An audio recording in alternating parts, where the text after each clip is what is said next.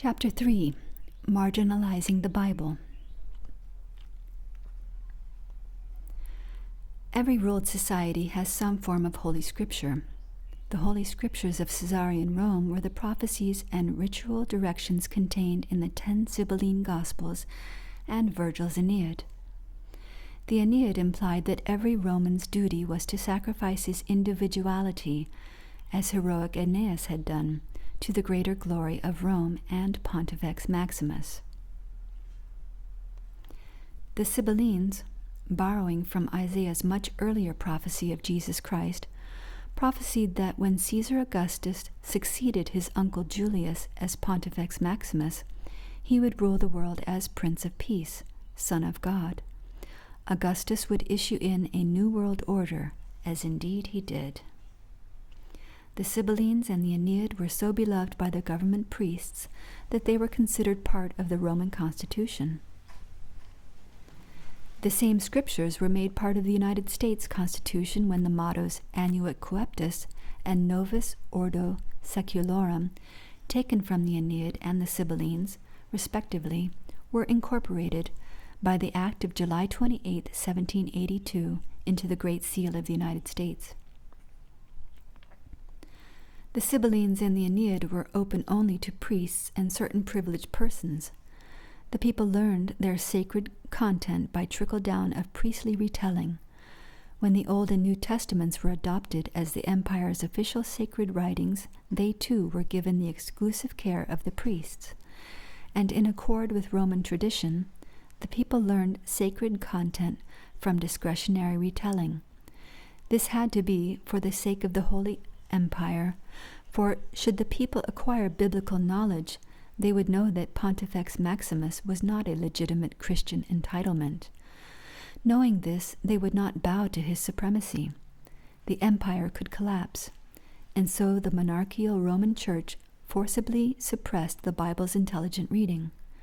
This is why the millennium between Constantine and Gutenberg is known as the Dark Ages. Sprinkled throughout the empire, however, were isolated Christian assemblies who had preserved Scripture from the days of the early Church. For them, the Bible invited an ongoing personal communion with the Creator of the universe. They lived by the writings of which Rome was so jealous. By the 13th century, these assemblies had grown so vibrant that Pope Gregory IX declared unauthorized Bible study a heresy. He further decreed that it is the duty of every Catholic to persecute heretics. To manage this persecution, Gregory established the Pontifical Inquisition. The Inquisition treated the slightest departure from the life of the community as proof of direct communion with the Bible or Satan. Either instance was a sin worthy of death. Cases were prosecuted according to strict routine. First, the inquisitors would enter a town and present their credentials to the civil authorities. In the Pope's name, they would require the governor's cooperation. Next, the local priest would be ordered to summon his congregation to hear the inquisitors preach against heresy, which was defined as anything the least bit opposed to the papal system. A brief grace period followed by the sermon, wherein the people were given an opportunity to step forward and accuse themselves of crimes. Those who did were usually punished mildly. Later, the inquisitors would receive at their lodgings unverified accusations guaranteeing in the Pope's name the anonymity of informants. Many innocent lives were ruined by false testimony. Trials were conducted arbitrarily and secretly by tribunals, consisting of the inquisitors, their staffs, and their witnesses, all concealed under hoods. The accused were never told the charges against him, and they were forbidden to ask. No defense witnesses were permitted.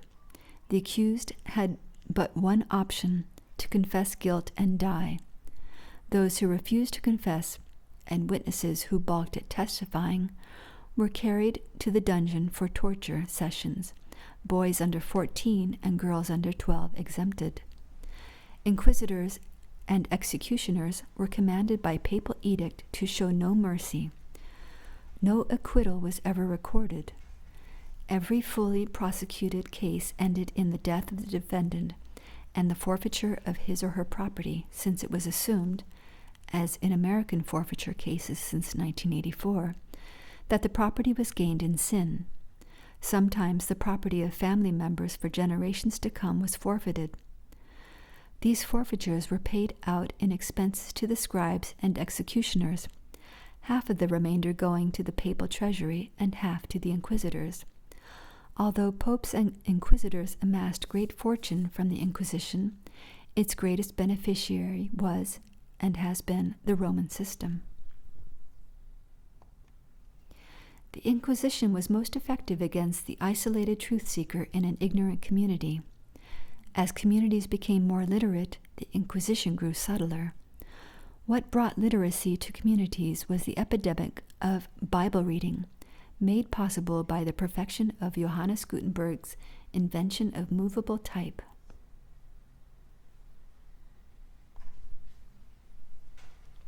Here's Pontifex Maximus has laundered the Inquisition's name twice.